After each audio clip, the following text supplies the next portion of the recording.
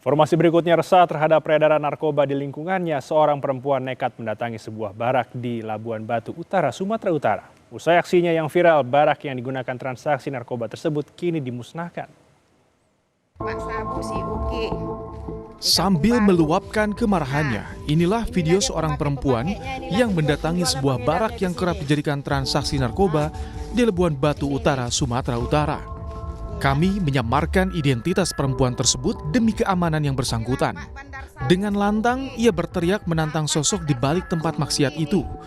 Aksi tersebut membuat orang-orang yang berada di barak narkoba kocar-kacir melarikan diri.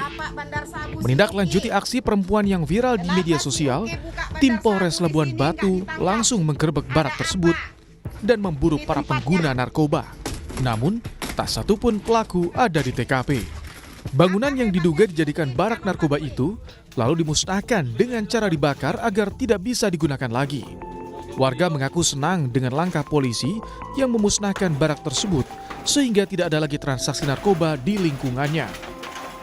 Korban narkoba, tolong Pak Polisi ya, diberantas, betul-betul diberantas. Terima kasih atas tindak cepatnya ya Pak Polisi ya.